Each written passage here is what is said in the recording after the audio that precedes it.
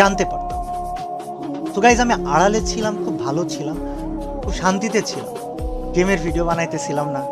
একটা সময় ছিল ভিউজের জন্য যা খুশি তাই করতেছিলাম, এটা ক্রেজ পাইতেছিলাম, ফেম পাইতেছিলাম, সাবস্ক্রাইবার্স পাইতেছিলাম, টাকা ইনকাম হচ্ছিল।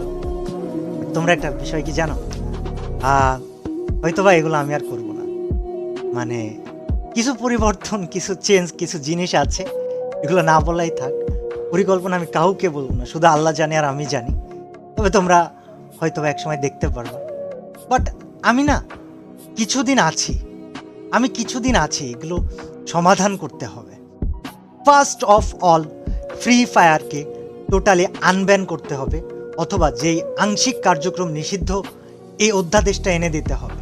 এবং এটা অফিসিয়ালদেরকেই করতে হবে, আমাদেরকেও করতে হবে না, অন্য কাউকেও করতে হবে না। এবং এটা করাই লাগবে। যদিও অফিসিয়াল আমাকে বলেছে যে হ্যাঁ, এই টুর্নামেন্টের আগে আমরা বিষয়টা বুঝতে পারি নাই, টুর্নামেন্ট শেষে অবশ্যই আমরা করব।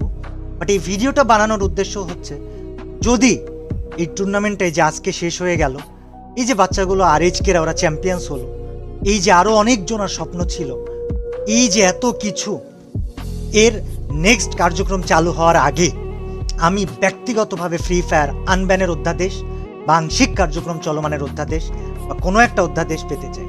সবচেয়ে হাস্যকর বিষয় কি জানো, ই স্পোর্টসকে ক্রীড়া হিসাবে স্বীকৃতি দেওয়া হয়েছে এবং সেখানে ই স্পোর্টসের একটা অ্যাসোসিয়েশন ক্রিয়েট করা হচ্ছে। এই অ্যাসোসিয়েশনে সব কমিউনিটি থেকে সব অফিসিয়ালদেরকে বা কমিউনিটির মাথাদেরকে ওই অ্যাসোসিয়েশনটা করার জন্য ইনভাইট করা হয়েছিল। দুঃখজনক বিষয়, আমার ফ্রি ফায়ারকে নিয়ে যাওয়ার কথা বলা হয়ে থাকলেও ফ্রি ফায়ার থেকে কেউ যাইতেই পারি নাই, কাউকে নিয়েই যায়নি। এই টাইমে আমি সৌদি আরবে বসে, এবং কেউ আগায় এসে এই কাজটা করবে যে আমাদেরকে অ্যাসোসিয়েশনের মিটিংয়ে কেন নেওয়া হয় নাই, কেউ আগায় আসে নাই। তো তখন আমি বলেছিলাম যে আমি দেশে ফিরি, আমি দেখতেছি। বাট দেশে ফেরার পরে না, আমি কেমন জানি একটু আড়ালে, সবার আড়ালে চুপচাপ সব কিছু থেকে, এই দুনিয়ার ঝামেলা থেকে দূরে থাকতে খুব ভালোবাসতেছিলাম, পছন্দ করতেছিলাম, খুব শান্তিতে ছিলাম।